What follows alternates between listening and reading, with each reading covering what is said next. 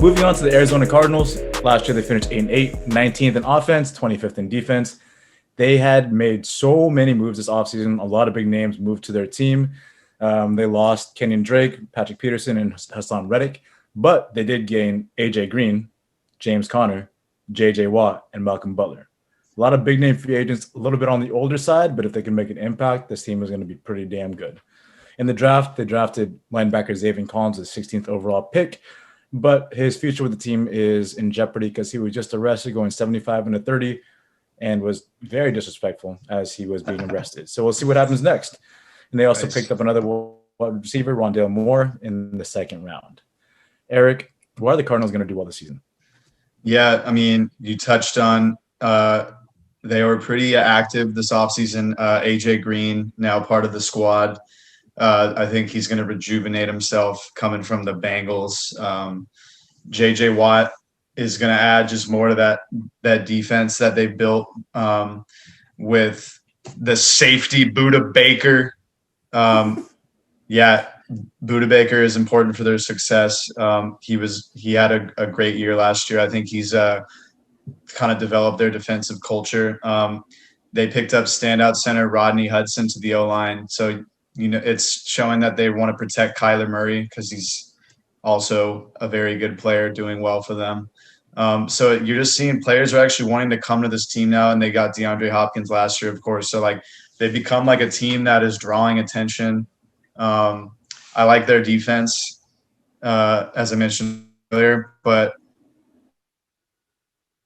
the true test is the beginning of the season for them. First game on the road versus the Titans. Can the defense stop Derrick Henry?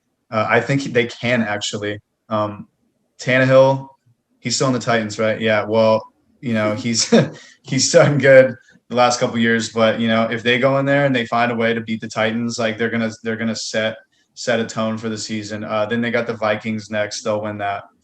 They're on the road against the Jaguars. They'll win that. They're on the road against the Rams. Hopefully they don't win that, but they could. And then they got 49ers. They'll win that. And they're against the Browns on the road. Another true test. So, those first 6 games, if they go about 4-2, they're on the right track, obviously. And I think they're going to be a lot better this year. And last year we saw they were very close to making the playoffs. So they're only going to build upon that. And do you want to hear their final record, James?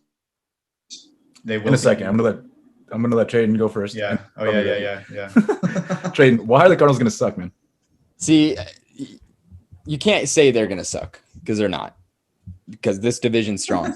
This division is. I mean, and I think that I picked them as the weakest of the division, and I use air quotes there because of the strength of everybody else and who they're going to have to play. They're not going to be playing a beaten down 49ers team. They're going to be playing a very healthy and good Niners team.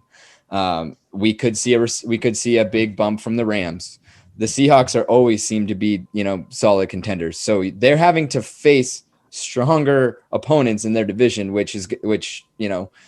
and I also, and so then you have to look at what they added. They added a lot, and I appreciate that. I just don't know how they're going to meld yet. And the reason I say that is because, interestingly, what hurt them the most was their offense. Because in games that they didn't score 24 points, they lost. They were 0-6 in those games. They had a winning record when they did score 24 points. So clearly, their scoring kind of started to weaken towards the end of the year. They were only averaging 20.6 points per game. Their defense kept them in it, but they just couldn't score enough points to take them over the edge. And I wonder if their additions are going to be able to do that. They're a little bit older additions, and I just don't know if they're going to have the firepower.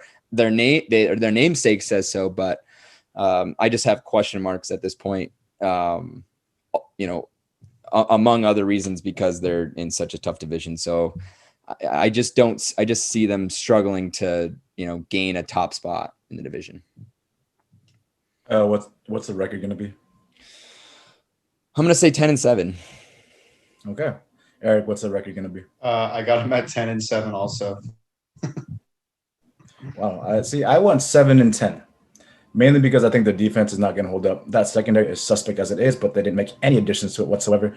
They went and got J.J. Watt. He's going to shine. On the offensive side, James Conner is going to get hurt again. A.J. Green is a shell of himself. He put up like 600 yards total last year, and he played almost every game. Like, he's not going to do shit on this team. DeAndre Hopkins still getting all the touches. Kyler Murray is going to do better. Kyler Murray is going to continue to shine and continue to get better, and he's going to have a gnarly rushing total at the end of the season with rushing touchdowns. But other than that, there's nobody really out. Like, that offense is good. The defense, not so much, and Chandler Jones might hold out. So that J.J. Watt, Chandler Jones combination everybody's clamoring about might not happen. And that's going to hurt your defense big time. So 7-10. Tyler, what do you think? 8 and 9. Why? Kind of similar to Shane said. Like, I don't know how this team's going to mesh together the way they are. You know, they've been in the bottom feeders of this division for a long time. They're going to have to prove it. So I'm going to go 8, 9. It's such a tough division. It's there's so many good teams in it. I just don't think that they're going to be the top of that division. Alex. I also agree with 8 and 9, but I agree with you, James. That defense is suspect. I don't have faith that they're going to be able to make stops, and I just think there's too many prolific offenses right now for them to be any better than 8 and 9. Move on to fantasy here. Eric, you ready for this? Start off with quarterback Kyler Murray. His ADP is 41, and he finished as quarterback 3 last season. Can he finish as a top 3 quarterback once again this year? Yeah, now he has A.J. Green, more guys to throw to, more guys to catch and score for him. Yes. Let's make a bet. I say that Maybe. A.J. Green does not surpass 5 touchdowns this season. Wow. How much are we going to bet on that? $50. All right, let's do it. Okay, $50. He'll get more than 5. He'll get like 7. Yeah, no, he's going to get hurt after a game. Watch. Moving on to running back position, we got James Conner. ADP is at 121. The dude was an RB6 in 2018, but hasn't cracked the top 25 in the last 2 years. And on top of that, Chase Edmonds, the pass catching running back, is drafted 50 picks ahead of him. So who'd you rather have? James Conner at 121 or Chase Edmonds at 171? Edmonds for sure. One, because what you just said, and then 2, I was literally doing a little research, and some dude online says Chase Edmonds will finish second on the team in catches. So After DeAndre Hopkins, not AJ Yeah. Green, huh? Yeah, okay. Thought so. Because AJ yeah, Green's going to but, get but, sucky. but AJ Green will score more than 5 touchdowns, so it's a win-win. And I was right on both answers. So yeah. Last but not least, we got wide receiver DeAndre Hopkins. Last season, he finished as wide receiver 4, and he is now drafted at number 15 overall. He's currently being picked after Devontae Adams, Tyreek Hill, and Stephon Diggs. So can you make a case for him to be drafted before any of those other 3? I had him in both leagues last year somehow, some way, and I won one of the leagues for the first time ever. So yes, and then I also had Stephon Diggs, who was really good. I'd take either one of those guys. I think it's kind of a toss-up. Like, how can you say he's dropping to number 15, from number 4? I still think he'll be a top 3 guy. I mean, out of all the wide receivers, he's wide receiver number 4. But overall, drafting, out of all the picks, he's number 15. Oh, okay. So if you were to rate the wide receivers in which order they're going to be taken, what would they be in? Probably Stephon Diggs, DeAndre Hopkins, Devontae Adams will be behind. Who's the other dude you said? Tyreek Hill. Yeah, I think Devontae Adams might drop if Aaron Rodgers isn't there. We don't know that yet, but that'll be a big thing to see for him. But yeah, you got to throw DeAndre Hopkins, I'd say second behind Stephon Diggs. I like that.